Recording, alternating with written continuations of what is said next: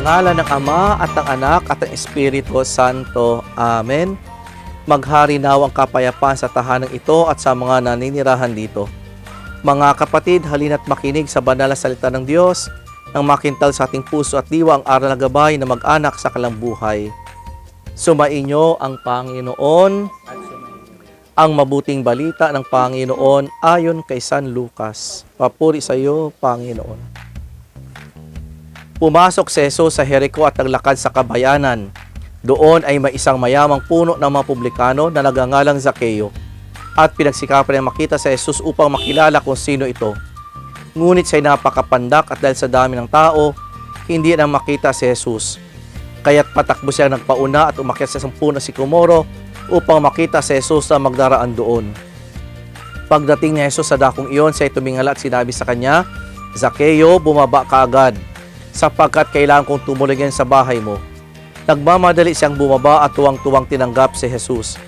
Lahat ng nakakita nito ay nagbulong-bulungan. Nakikituloy siya sa isang makasalanan, wika nila. Tumayo si Zakeo at sinabi, Panginoon, ibibigay ko po sa mga dukha ang kalahati ng aking ari-arian.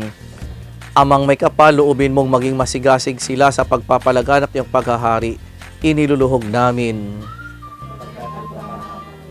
Aming Ama, sa iyong kagandahang loob, ibinigay mo sa amin ang iyong buhay at pagmamahal.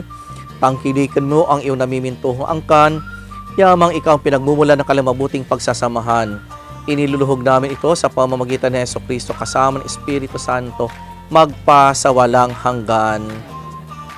Manahan ka, Panginoong Jesucristo, sa pili ng mga nagpapasinay sa bahay na ito at humihiling ng pagbabasbas sa iyo, upang sa paglagi rito ay kanyang madama ang iyong pagkupop, upang sa paglabas nito kanilang makabit ang iyong pagtataguyod, at upang sa pagbalik nito kanilang mapaunlakan yung pagpasok, hanggang tanay sumapit sa inihandang tahanan, sa maligayang pagpisa sa iyong Ama sa kalangitan, hari naming nabubuhay kasama ng Espiritu Santo, magpasawalang hanggan.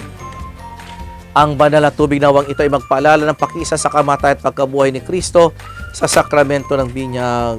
Amen.